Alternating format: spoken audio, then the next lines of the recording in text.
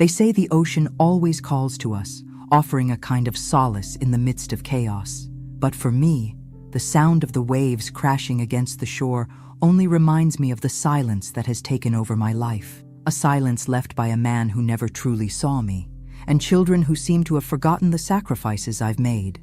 This is my story, a journey through the hurt, betrayal, and the freedom that came too late. Before I begin, I want to hear from you.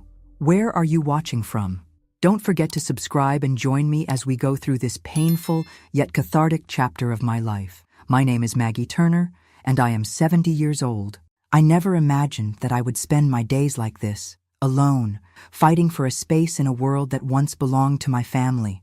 A house by the beach, a dream we all had for so long, now feels like a prison to me. It wasn't always like this. There was a time when it was a place of laughter, of love, or at least the illusion of it. But after Edward died 3 years ago, everything changed. Edward, he was the kind of man who could command a room just by walking into it, a man whose presence was both a blessing and a curse. To our children, Jessica and Daniel, he was everything. The man they looked up to, the one they believed could do no wrong. But for me, Edward was a shadow I was trapped under for most of my life. He was cruel, controlling, selfish. I loved him, or I tried to, but that love was always strained by the reality of who he truly was. I don't think our marriage was ever about love. It was about keeping up appearances. I spent years sacrificing my own desires for the sake of our family, trying to make things work. I gave up dreams, ambitions, even my own happiness, because that's what I thought I was supposed to do. I kept the house intact, made sure the kids were happy, made sure Edward was content. I kept pushing through.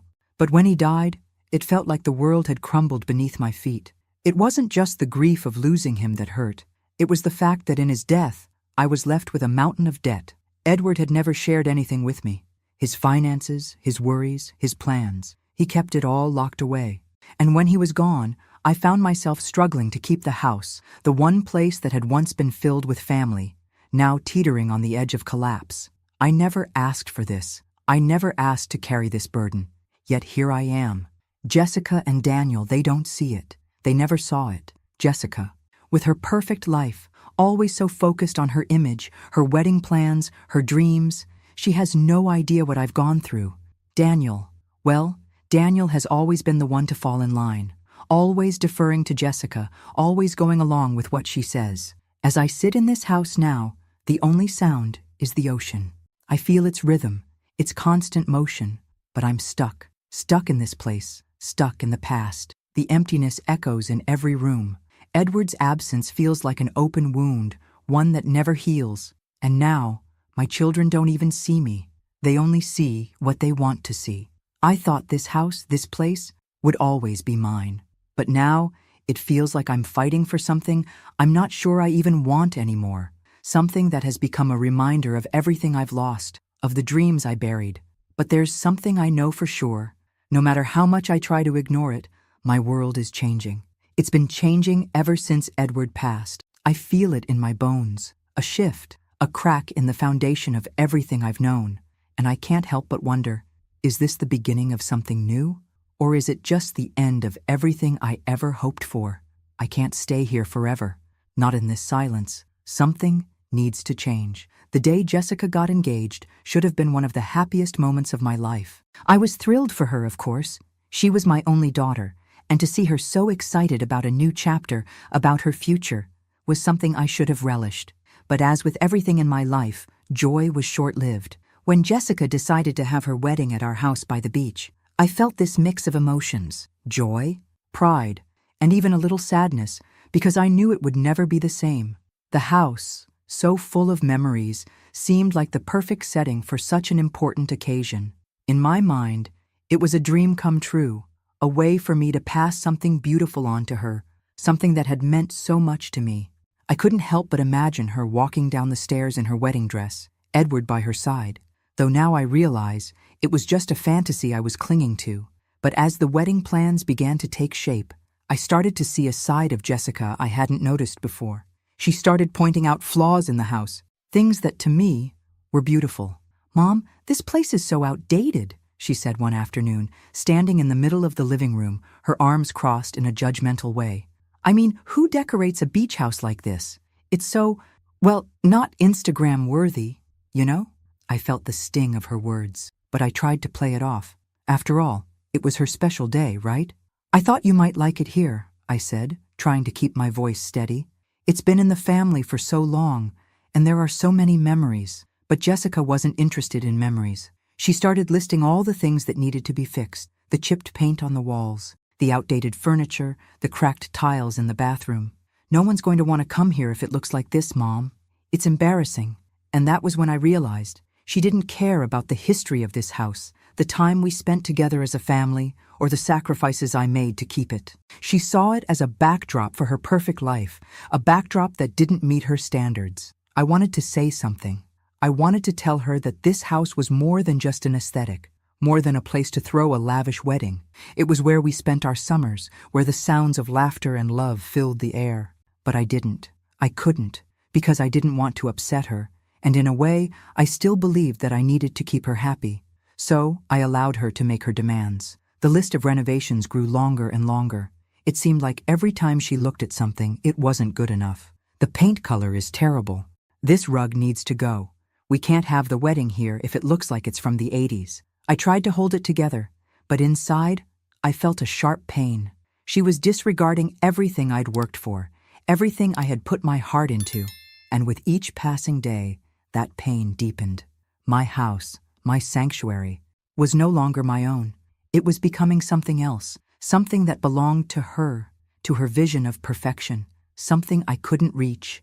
And with every word, every complaint, I felt more and more like I didn't matter at all. I started to question myself. Had I ever mattered to her? Or was I just a tool to help her achieve her dreams? A background figure in the story of her life. As I sat alone in the living room one evening, staring at the changes she demanded, I could feel the weight of it all pressing on my chest. This was not how it was supposed to be. I wasn't supposed to be invisible. I wasn't supposed to be the one to sacrifice everything for others. But here I was, again, holding the pieces of something that was slipping through my fingers. I had spent my life giving, trying to make everyone happy, but what had it gotten me? Nothing. Not a single moment where I was the priority. Not a single moment where my dreams were considered. And so the wedding planning continued. But with it came a quiet resignation in my heart. I wasn't the mother who would be included in the joy of this day. I was the mother who was expected to step aside, to make way for the perfect event, the perfect day. I was a background character in my own life. I tried not to let it get to me, but every time Jessica walked through the door, her mind consumed with ideas for her perfect wedding, the hurt gnawed at me. And when she finally picked out the perfect date and refused to consider the season's weather, I couldn't help but wonder, had I ever been truly seen? As the wedding day approached, I realized that everything was slipping away from me. The house, my place in the family, my role as a mother. I tried to hold on to the dream, but I knew now that this wasn't about love or family. It was about appearances, about doing what looked good on the outside. And when I walked into the kitchen one day, hoping for a moment of connection, to hear a simple thank you for everything I had done, I found Jessica standing there on the phone with her wedding planner, discussing the smallest of details, like the color of the napkins. There was no thank you. No recognition of everything I had sacrificed to make her dream come true. I was invisible, yet again, and as the sound of her laughter echoed through the house, I realized that I had been nothing more than an afterthought in her life. If there's one thing I've learned over the years, it's that silence can be as deafening as 1,000 screams. And right now, the silence in my life is overwhelming, especially when it comes to the house and everything Edward left behind. I remember how we used to dream about this place. The house by the beach, our sanctuary. Edward always talked about it as if it were the key to our happiness. We'd walk the shores together, hand in hand, and he'd say that this house would be the legacy we left behind, a place our children would come to, generation after generation. I believed it too. I thought for a while that this house was a symbol of our love, of everything we had built together. But now it's just a reminder of the lies, of everything that wasn't said, everything that was left unspoken. After Edward passed, the dream crumbled. The debts, the bills, the constant weight of them hanging over me. They started as whispers, but soon they were all I could hear. Edward never shared anything with me, not the finances, not the worry. I always assumed everything was taken care of, that he had things under control. But after his death, I realized just how much of a lie that was. I was left with a mess, a financial mess that I could barely comprehend. It didn't help that I had to keep up appearances, especially with Jessica and Daniel. They were grieving too, I understood that. But their grief was different from mine. They didn't have to deal with the bills, the mortgage, the looming threat of losing the one thing that had been mine, our home. They didn't have to make hard decisions every day, like I did. They had their own lives, their own ways of coping, and that's fine. But it only left me with more loneliness. The house, which once felt like a warm embrace, now felt like an anchor around my neck, pulling me down with every passing month. Jessica had no idea what I was going through. She was so caught up in her wedding plans, and Daniel, well, Daniel had always been the quiet one, but I knew he would side with her. I knew where his loyalty lay. I kept trying to make it work. I used the small savings I had, my retirement funds, just to make the next payment. But the numbers didn't add up. I was stuck, and every time I paid another bill, another mortgage statement, I could feel my world closing in. I remember one night, sitting at the kitchen table with the lights dimmed low, the papers scattered around me. I tried to make sense of it all, but the numbers blurred together. I could feel my chest tightening with every passing second, the weight of it all pressing down on me. I couldn't keep pretending that everything was okay. I couldn't keep fighting a battle that was already lost. And so, as much as I hated the thought, I knew what I had to do. I had to sell the house. It wasn't something I wanted to do. It wasn't something I ever imagined myself doing. But the reality was simple. The house was no longer mine to keep. It was a symbol of the life I thought I had, the life I had dreamed of, but it was also a prison. The longer I held on to it, the more I sank into a financial quicksand that I couldn't escape. I didn't want to admit it, but I felt a sense of relief as I made the call to the real estate agent. The house was no longer a place of sanctuary for me. It was just a reminder of everything I had lost, of the man who had taken so much from me, of the children who didn't understand. It had become a burden, a weight I could no longer carry. I knew I was doing the right thing, but it didn't make the decision any easier. It didn't make it hurt any less. As much as I was desperate to let go of the house, a part of me still clung to the memories. The beach, the laughter, the warmth that used to fill these walls. But as I sat there that night, staring at the phone in my hand, I knew that I was doing something for myself for the first time in years, and that scared me. I had this idea, this fragile, hopeful idea that maybe, just maybe, my family still cared about me. Maybe there was still a place for me in their lives, even if I wasn't the one throwing the lavish wedding or making the perfect dinner for them anymore. Edward was gone. The house was becoming too much for me to handle, but I still had my children, or so I thought. It was approaching my birthday, and for the first time in a long time, I allowed myself to hope for something simple, something real. I decided to ask for something that I thought was reasonable. After all, we hadn't shared a meal together in ages. What harm would it do to ask for one evening, just one night, where we could sit down as a family and remember the old times? I didn't want anything extravagant. I didn't want presents or speeches or grand gestures. I just wanted a dinner. I wanted the feeling of my children in the same room again, laughing, talking, just being there for me like they used to. So, I called Jessica and Daniel, and as casually as I could manage, I said, "You know, my birthday is coming up. It's been a while since we've all been together, just us three. I'd really love it if you could come over for a family dinner, you know, like we used to do." I could hear the hesitation in their voices, even through the phone. Jessica said something about her busy schedule, and Daniel mumbled that he would try to make it. It wasn't the enthusiastic response I had imagined, but I convinced myself it was enough. Maybe they were busy, maybe they didn't realize how important it was to me, but I believed they would come through. So I spent days preparing. I cooked the meal that always brought everyone together when they were younger. Chicken, potatoes, salad, and of course, dessert. I even baked their favorite cake, the one that Jessica always begged for, with the thick layer of chocolate frosting. I made sure the table was set just so. Nice plates, soft lighting, a few candles. I wanted it to be perfect, even though I knew that nothing would ever be perfect again.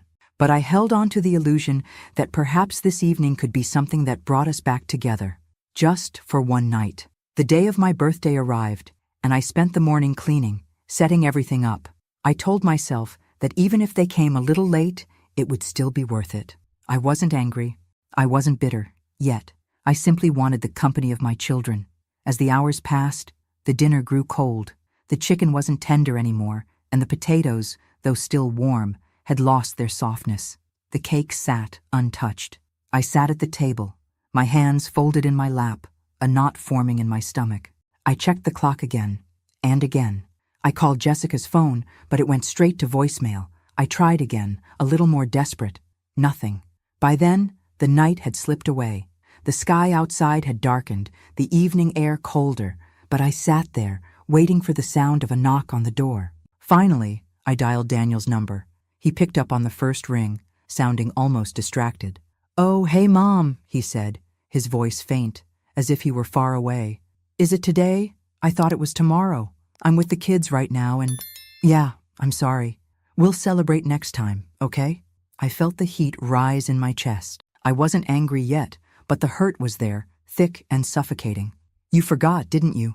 I asked, trying to keep my voice steady, but I could feel the tears pricking at the back of my eyes. Daniel hesitated. "Look, I'm sorry, Mom. I'll make it up to you, I promise." His words were empty, just like his tone. I could hear the noise of children in the background, the sounds of his busy life that didn't include me, but I still tried to hold on to some semblance of hope. "It's okay. Just come over when you can." I hung up the phone with my heart sinking in my chest. I sent Jessica a message next, but she didn't reply right away. I waited. Minutes felt like hours. When I finally saw that she had read it, my hands trembled. The message came 2 days later, and it felt like a punch to my gut. "I totally forgot. Been really busy."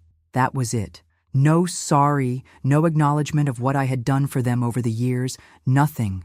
Just words that echoed in the empty house around me. I could feel my chest tightening, the suffocating realization creeping in that I had never really mattered to them. Not truly. That night I sat at the table, the cake uneaten, the food growing cold. The silence wrapped itself around me like a heavy blanket. The tears came then, but there was no one to see them, no one to comfort me. I had been a good mother. I had done everything I could. I had given them my heart, my energy, my entire life. And this is how they repaid me? With indifference?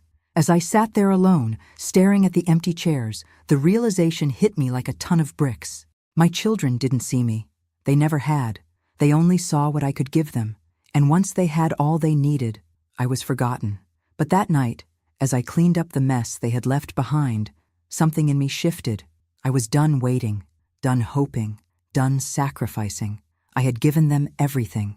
I spent hours that night staring at the remnants of my birthday dinner, the untouched cake now sitting on the counter, a cruel reminder of what had just happened.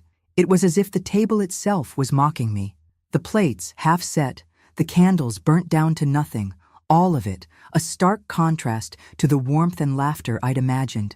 I had hoped for something small, something genuine, but instead, I was left in this house, surrounded by my own loneliness, with only the sound of the ocean crashing outside to keep me company. The sadness wasn't the worst part. It was the emptiness.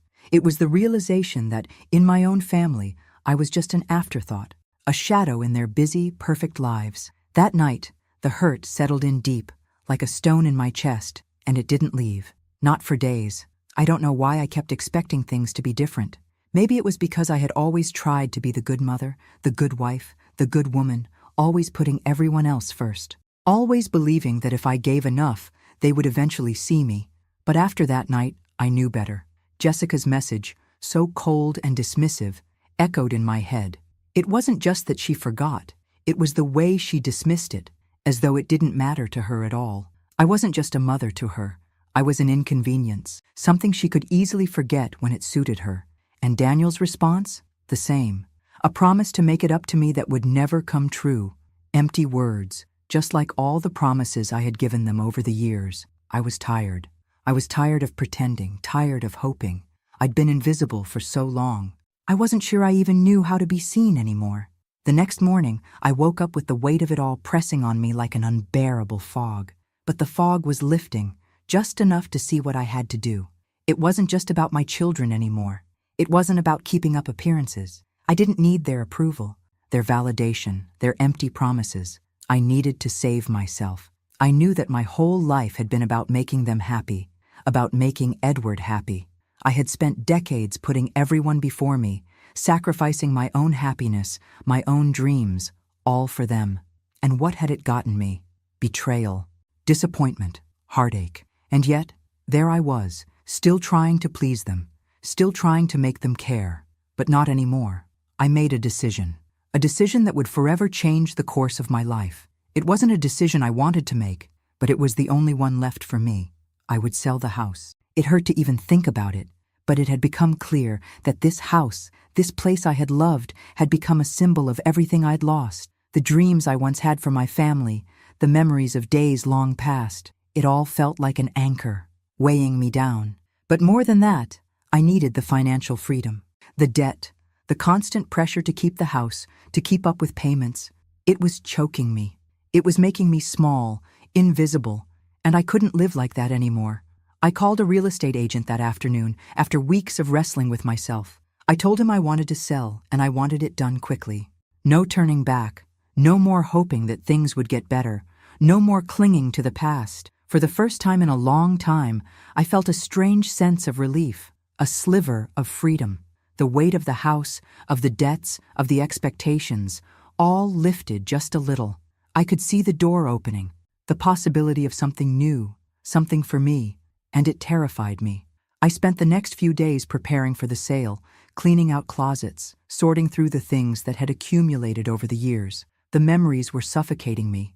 Old family photos, Edward's things, his clothes still hanging in the closet, his books on the shelf. Every corner of the house whispered his name.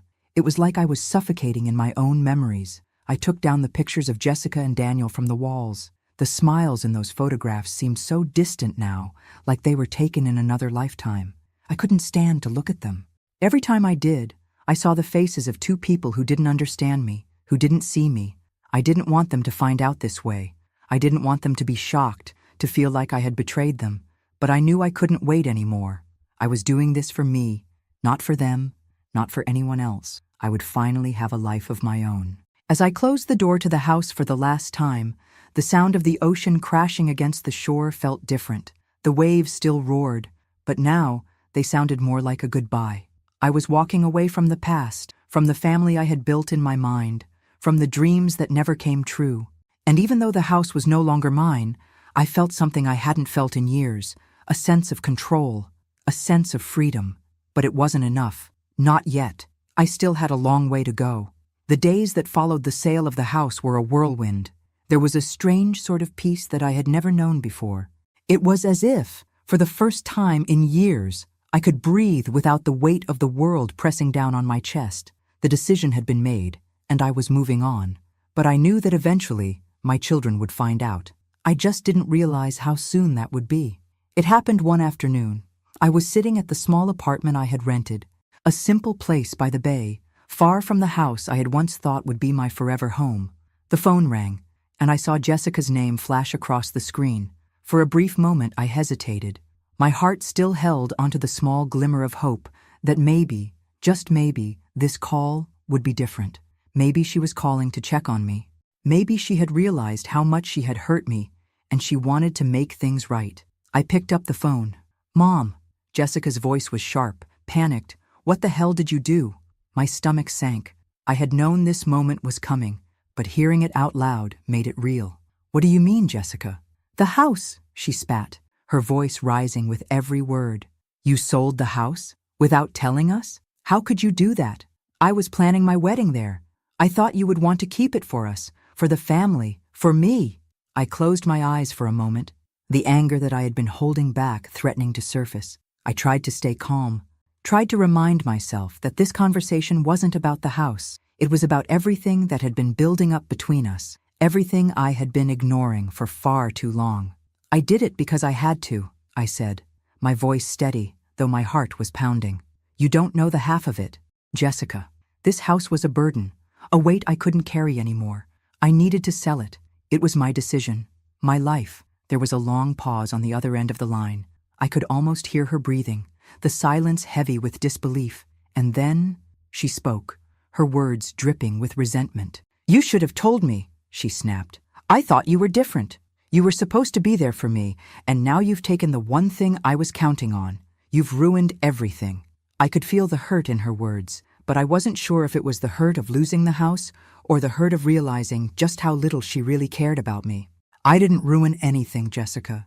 You've been so wrapped up in your perfect life that you haven't seen what I've been going through. I did this for me. Not for you, not for anyone else. I've spent my whole life making everyone else happy. But I'm done. I've lived my life for you and your father, and I've been forgotten. Now, I'm finally doing something for myself." There was no response for a long time. I could almost hear her trying to digest what I had said, but I wasn't sure it was sinking in. Her anger was still loud, still all-consuming. "You always make everything about you, Mom. I can't believe you'd be so selfish," she said bitterly. "I'm not being selfish," I retorted. "I'm taking back control of my life. Maybe you'll understand that someday." Jessica's voice was practically trembling with emotion now. "You know, Dad would never have done this. He would have kept the house for us. He would have made sure we had it, because he actually cared about the family." My blood ran cold. Edward. She had to bring him into this. The man who had been nothing but a cruel, selfish ghost for most of our lives. The man who had never truly seen me, never truly cared about me or anyone else. The man who had left me with mountains of debt and a broken heart. "Your father was a selfish man," I said, my voice cutting through the phone. "He wasn't the hero you think he was. He was controlling, aggressive, and he left me with nothing but debt and disappointment. He didn't care about this family. He didn't care about me." There was a long silence. I could feel the air between us grow thick with unspoken words. Jessica didn't reply right away, but when she did, her words were colder than I had ever heard them. "You're wrong," she said flatly. "He was a great man, and you just didn't see it. You've always made him the villain in your story." I felt a lump form in my throat. How could she still idolize him after everything he had put us through? "You don't know what it was like, Jessica. He was cruel to me, to everyone around him. You never saw it, because you were too busy adoring him, too busy living in his shadow. He left me with nothing. No support, no love, no partnership. And now I'm the one cleaning up the mess." "Whatever, Mom. I don't want to argue about this. But I can't believe you'd sell the house and ruin everything I've worked for. I'm done with this. Don't expect me to be okay with it." And with that, she hung up. I sat there, staring at the phone in my hand, my mind reeling. Jessica had never been able to see me. Not truly. She had always seen what she wanted to see. The perfect father, the perfect family. Even when everything around her was falling apart, she was blinded by her idolization of a man who had never deserved it. I had hoped, just once, she would understand, that she would see the truth. But instead, she chose to keep her blinders on, to stay wrapped up in the fantasy of a man who was long gone. I wasn't sure if I would ever be able to reach her, but in that moment, I knew something for sure. I wasn't going back. I wasn't going to beg for her love or approval.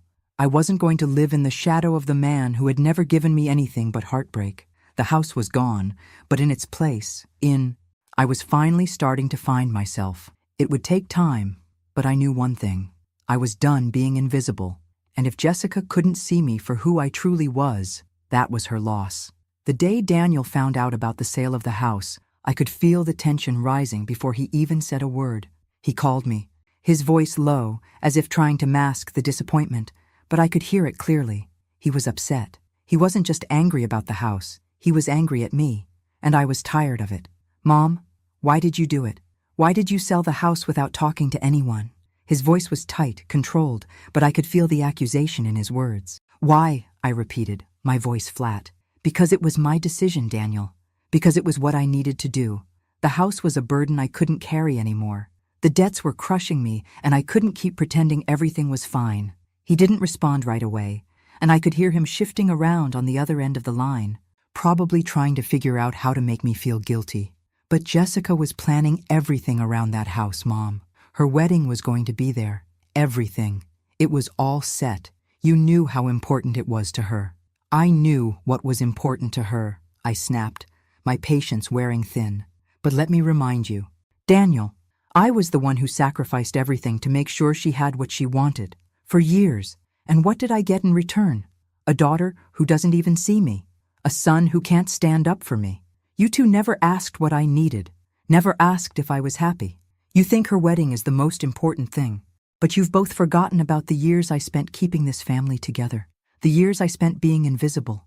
There was a long silence, and I knew he was struggling to find a response that wouldn't make me even angrier. But I was done holding back. I was done being their mother, their martyr, the one who gave up her own life for everyone else. "Mom," Daniel finally said, his voice quieter now, but I could hear the resentment still underneath. "I just think you were too impulsive. You could have talked to us. You should have thought this through." I couldn't help but laugh, a bitter, mirthless sound. "Impulsive? You call this impulsive?" I shook my head, even though he couldn't see me. "I've spent my whole life being thoughtful, being careful, always considering what everyone else wanted, but not anymore. I don't care about your plans, or Jessica's wedding, or anyone else's expectations. This was my choice, and I'm done apologizing for it." Daniel was quiet again, and when he spoke next, I could hear the distance between us widening. "I can't believe you're making this all about you, Mom. Jessica was depending on that house. You don't understand how much it meant to her. This isn't how it should have gone." His words stung more than I wanted to admit, but instead of crumbling under them, I found something inside me, something fierce, something that had been buried for so long. "You're right, Daniel. I don't understand how much it meant to Jessica, because you know what? She never asked how I was doing. She never asked how I was feeling, how I was struggling. I gave up everything for her, and for you, but I don't expect you to understand. You've always been on her side, and that's fine, but I'm done." I took a deep breath, not letting the tears well up this time. "I'm done with you both. I'm done being the person you call when you need something.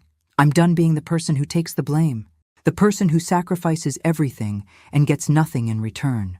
You want to blame me? Fine. But you've both lost the only person who ever put you first." There was no response from him, and I knew it was because he didn't have one. And as I sat there holding the phone in my hand, the silence settled over me like a blanket. It wasn't comforting. It was cold, but it was mine. And I realized, in that moment, that I was finally free. The house had been sold. The debts were paid. The weight that had shackled me for so long was gone, and with it, the illusion of being needed. I no longer had to wear the mask of the mother, the wife, the woman who existed only to serve others. I could finally breathe. For the first time in my life, I didn't have to fight for a place in the world. I didn't have to beg for love. I didn't have to apologize for living for myself. "I'm done," I whispered to no one in particular, staring out at the view from my small new apartment. The ocean stretched out before me, vast and endless. It felt like freedom. The phone was still in my hand, but I didn't call Daniel back. I didn't reach out to Jessica either. They had their lives, and I had mine. If they chose to stay angry, to stay distant, that was their choice. I had done what I needed to do. I was no longer just a background character in their lives. I was finally living for me, and that scared me. But it also made me feel alive in a way I hadn't felt in years. Months passed in a blur of solitude. Jessica and Daniel never reached out. No phone calls, no messages, no check-ins. It was as if I had never existed in their lives at all. It wasn't surprising. Not really. I had expected the distance. Still, the silence that enveloped me was suffocating, even in its finality. I spent my days in my small apartment, a stark contrast to the sprawling house by the beach. The walls were bare, save for a few photographs I had reluctantly decided to keep. Photos of the kids when they were little, when we were all together, and I foolishly believed that everything would stay that way forever. The ocean outside my window still called to me, but it felt like a distant friend now, one I couldn't quite touch, no matter how much I wished to. I kept myself busy, not by working. There was no need for that anymore, but by filling my days with small routines. I read more, walked along the shoreline in the early mornings, and occasionally met people for coffee. But the truth was, I was living in a quiet, empty space, a place where memories and regrets collided in the silence. And then, one evening, as I scrolled through my phone, a notification caught my eye. It was from Jessica. A post on Facebook with a photo of her in a beautiful white dress. It didn't take me long to figure out what it was. Her wedding. I felt the air leave my lungs as I stared at the picture.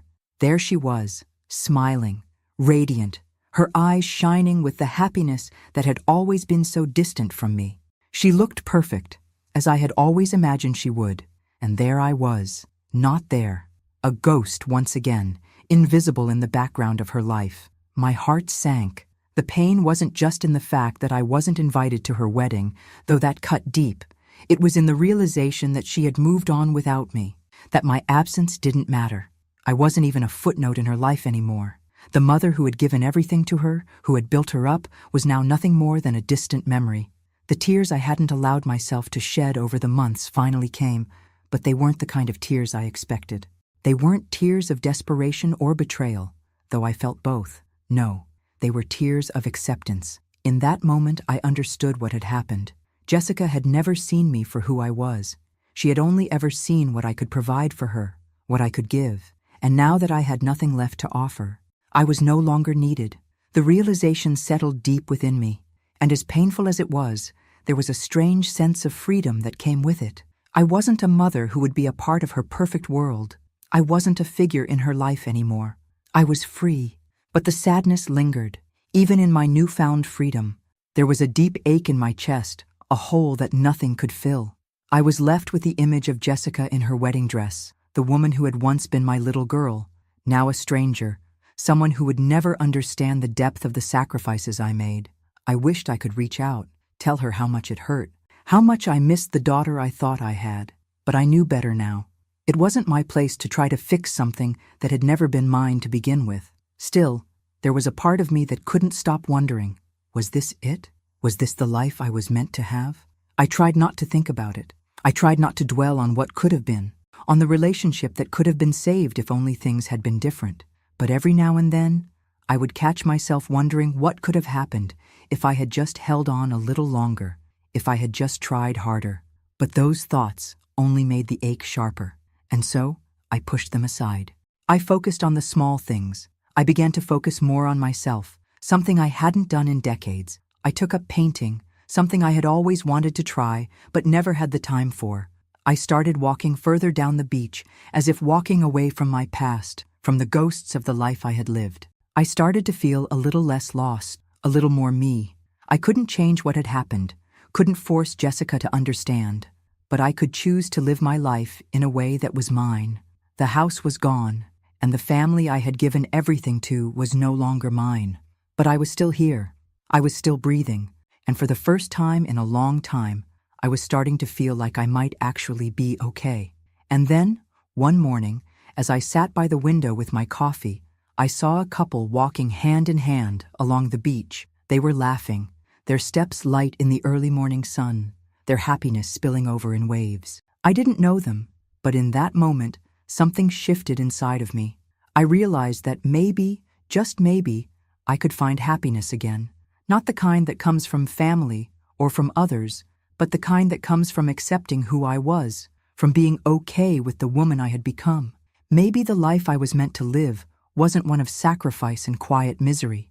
Maybe, for once, it could be mine. I had become so used to the silence. Months had passed without a single word from either of my children, and I had grown accustomed to the loneliness. In the quiet of my small apartment, I had found my own rhythm, my own routine.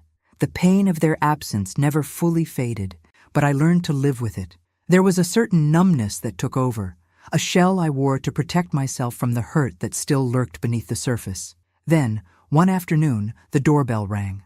I wasn't expecting anyone, and for a moment I thought I had imagined it. But the sound came again, louder this time. My heart raced, a mix of surprise and hesitation rushing through me. I walked toward the door, unsure of who would be standing on the other side. When I opened it, I couldn't believe my eyes. There stood Daniel, his face hesitant but sincere, his wife beside him, and 2 children, my grandchildren, looking up at me with wide, curious eyes. "Mom," Daniel said, his voice trembling slightly. "Can we come in?" For a moment, I couldn't move. I just stood there, my mind racing, trying to comprehend what was happening. After months of silence, months of feeling abandoned, here was my son, standing at my door. "Of course," I said, forcing a smile as I stepped aside to let them in. They entered the small apartment, Daniel looking around with a quiet kind of awe. His wife, a woman I had met only briefly years ago, gave me a warm smile, though I could tell she was just as unsure as he was. The children were still shy, but I could see them taking in their surroundings, unsure of how to approach the situation. We all sat down in the modest living room, the silence between us thick with unspoken words. I didn't know what to say, what could be said. They had all been gone for so long, and the space between us felt vast, like a canyon that had only grown wider with time. Finally, it was Daniel who broke the silence. "Mom," he began, his voice quiet but full of emotion. "I know I've failed you. I know I've been a terrible son. I've been absent, distant, and I don't know how to make up for it, but I want to try. I should have been there for you. You didn't deserve to be left alone like that. I promise, I'll do better. I'll visit more. I'll be more present. I know I've hurt you." His words hit me harder than I expected. I had dreamed of hearing them, of hearing some acknowledgement of the pain I'd carried alone for so long. And yet, as much as I wanted to accept his apology, as much as a part of me longed to pull him into my arms and tell him everything would be okay, there was a part of me that couldn't quite let go of the years of neglect. I looked at him, this man who was my son, but who had in so many ways become a stranger to me. I wanted to forgive him. I wanted to believe that his apology was enough. But the truth was, forgiveness wasn't as simple as a few words. "Thank you, Daniel," I said softly, my voice trembling. "I appreciate your words. I really do. But I can't just pretend that everything is okay. It's been a long time, and I've carried this hurt for so long. I've had to learn how to live without you, without your presence in my life, and it hasn't been easy." He lowered his gaze, clearly ashamed. His wife reached over and placed a hand on his arm, a silent gesture of support. I appreciated it, but it didn't change the fact that so much had been lost. I couldn't help but feel the weight of everything that had been left unsaid, unsolved. "I know, Mom," Daniel said, his voice breaking. "I've failed you. I know it, and I can't take that back. But I'm here now. I want to be here. I want to make things right." The words felt good. They really did. But I couldn't ignore the emptiness that lingered, the space between us that no apology could fill. I sighed deeply and looked at him, searching for the strength I needed to say what I had been avoiding. "Daniel, I don't know if I can just forget everything. I don't know if I can just jump back into the way things were. I need time to heal from the years of being ignored. I've spent so long hoping you'd see me, hoping you'd care. And I can't just erase that." Daniel nodded, his eyes filled with regret. He didn't know what else to say, and I didn't know how to comfort him. What could I say when I still wasn't sure what I needed? The conversation shifted then, and Daniel's tone became more serious. "There's something else I need to tell you." "Mom," he said, his eyes narrowing slightly as he glanced over at his wife. "I've been worried about Jessica. I know you haven't heard from her either, but I see how she is, and it's not good.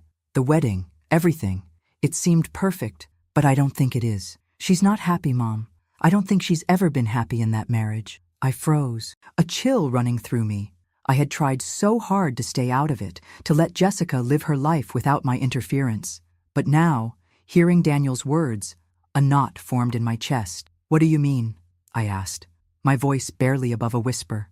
Daniel ran a hand through his hair, clearly troubled. "I don't know exactly, but I can see it. The way she's changed, the way she acts, the way he treats her, it's not right. I don't like the way he talks to her. I don't like the way he controls her.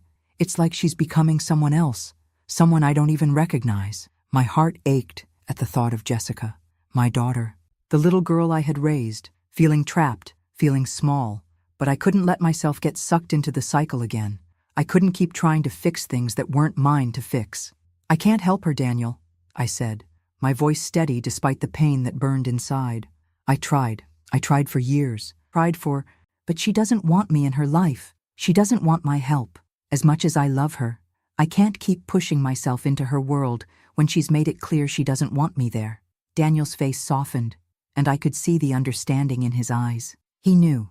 He understood what I was saying, even if it hurt. "I know, Mom," he whispered, "but maybe, just maybe, if you reach out, if you try again, she'll see that you're there for her." I shook my head gently. "No, Daniel, she has to come to me. I can't keep chasing after her. I've done that for so long, and it's never worked.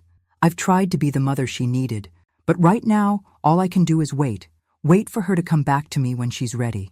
There was a heavy silence in the room, and for a moment, all I could hear was the distant sound of the waves crashing against the shore. The distance between us, the children I had given everything for, the daughter I had tried to save, was still there. But for the first time in a long time, I felt like I was finally letting go of the past. A few days later, it was just another quiet evening, and I had nearly forgotten what it felt like to be disturbed by a ringing phone. I had spent days in a quiet, strange peace, if you could call it that, where I was beginning to adjust to the silence. I had let go of the idea of ever being close to my children again. They had their lives, and I had mine. And then, the phone rang. I looked at the caller ID, my heart tightening in my chest. It was Jessica. I hadn't heard from her in so long. The last time I saw her name pop up on my phone, it was for a brief, detached message, a reminder of how far we had drifted apart. But this time, there was something different, something urgent in the way the phone rang, and something in the pit of my stomach told me this call would be unlike any of the others. I picked up the phone, my hand trembling just slightly. "Mom?" Jessica's voice came through, and it was cracked, fragile. There was no pretense this time, no distance, just pain. I couldn't even speak at first. I waited for her to continue, my own breath held in the tension of the moment. "Mom, I'm so sorry. I don't even know how to say this, but I need you to know. I've been horrible to you. I was a babaka, and I know it. I was cruel, and now I don't know what to do." Her voice trembled, breaking as she spoke, and the sound of her tears on the other end of the line caught me off guard. Jessica, my strong, independent daughter, always the one to push me away, was crying. And it was unlike any cry I had ever heard from her. This wasn't the anger or resentment I had grown accustomed to. This was real pain. For a moment, I felt my own emotions start to rise, the hurt that I had buried so deep inside of me. The years of neglect, the constant rejection, all bubbled up in my chest, but I swallowed it down. I needed to listen. I needed to let her say whatever it was that had brought her here, to this point of raw honesty. "I'm not okay, Mom," Jessica continued, her voice barely audible through her sobs. I don't know how to fix things. I don't know how to make it better, but I need you to know that I'm so sorry. I don't deserve your forgiveness, but I need it." I felt my heart break as I listened, not because of the apology, but because of what was coming next. I knew that something had broken inside her, something that had forced her to face the truth.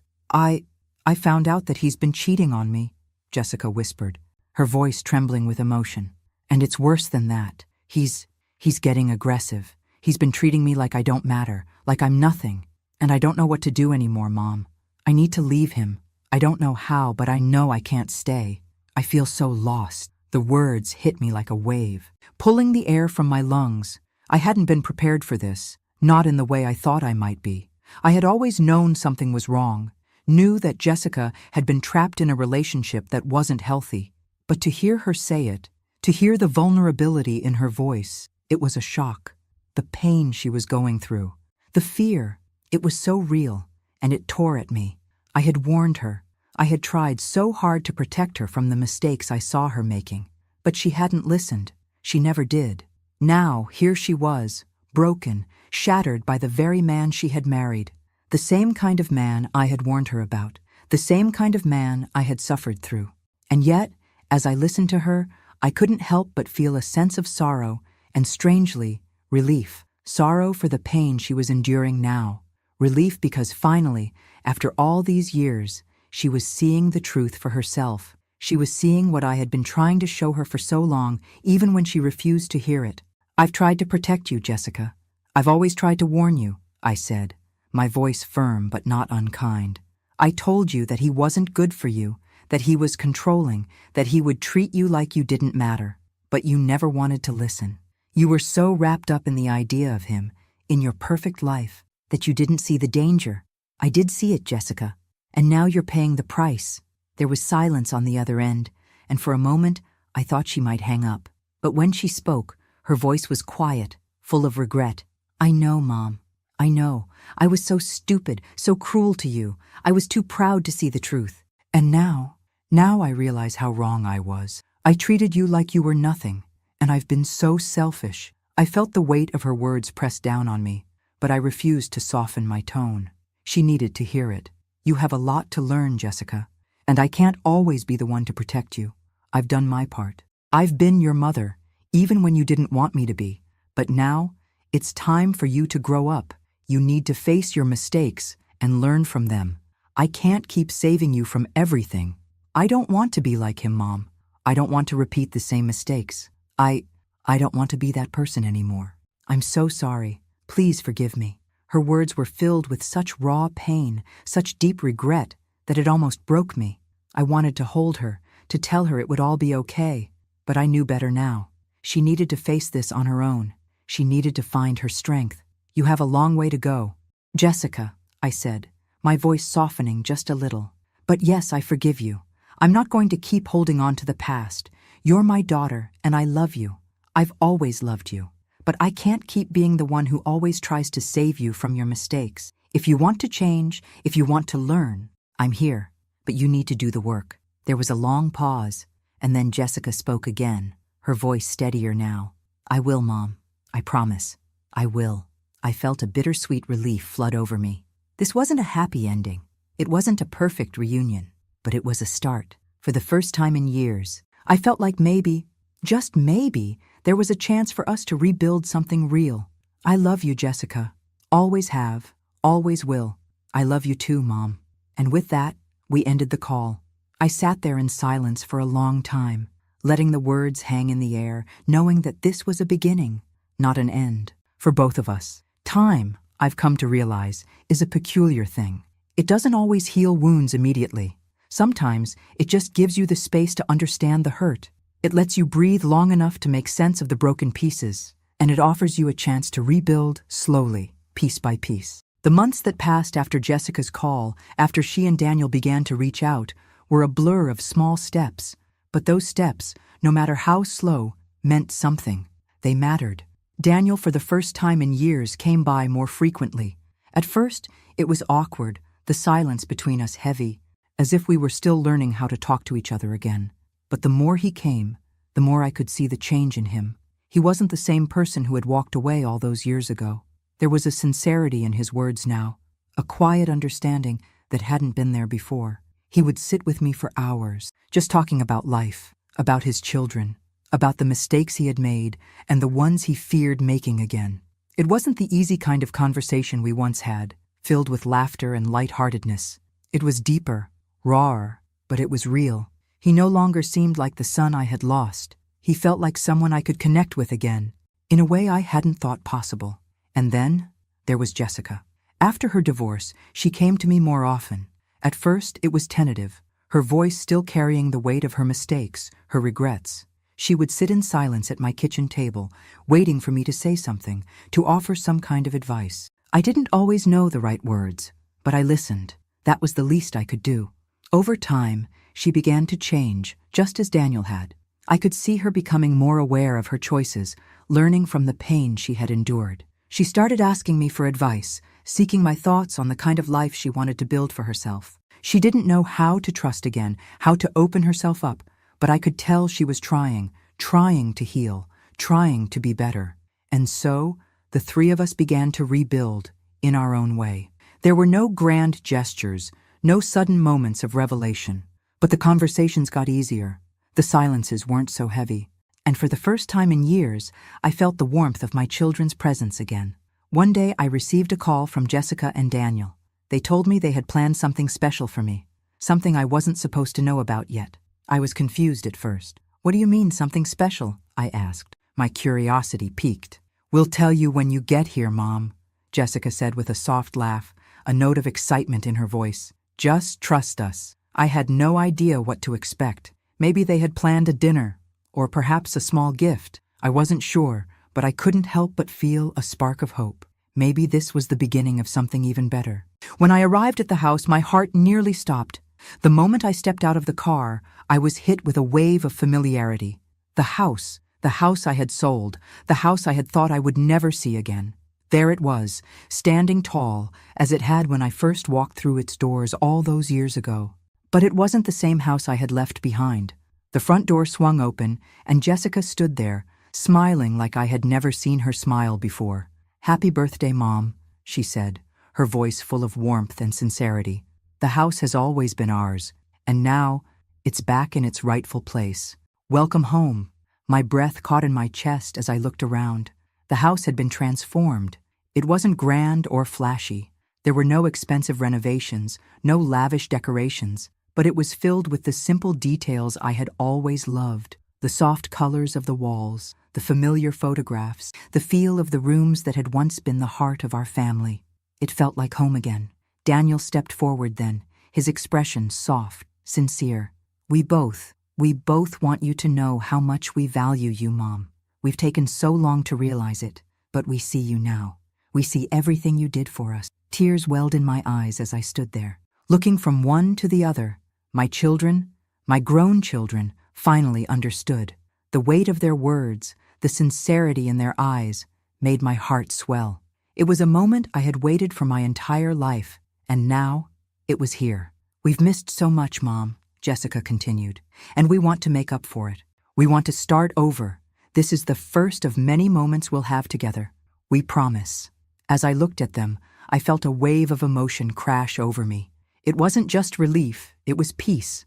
I realized in that moment that I had finally received what I had always wanted, not perfection, not a flawless family, but something better. Understanding, respect, love, and most importantly, a chance to rebuild. I stepped inside, the house feeling like it had been waiting for me all this time. The familiar warmth, the old memories, they weren't gone. They were just waiting for the right moment to return, and that moment had come. As we gathered around the table for the small celebration they had organized, no extravagant gifts, no fanfare, just a quiet dinner, I smiled. For the first time in a long time, I felt that familiar sense of belonging. My family was here, in a way they hadn't been before. They were here with me, not because they had to be, but because they wanted to be, and that was enough. As the evening wore on, I looked around at my children, now adults, but with the promise of a new chapter. The past was still there, but it no longer had the power to control us. We were no longer trapped by the mistakes of the past. We were free. "I'm proud of you both," I said, my voice thick with emotion. "I'm proud of how far we've come." And in that moment, I realized something else. It wasn't just the house that had come back into my life, it was them, my children, and with them, my family had returned. This was the beginning of something new, and this time it was ours. Thanks for listening. Don't forget to subscribe and feel free to share your story in the comments. Your voice matters.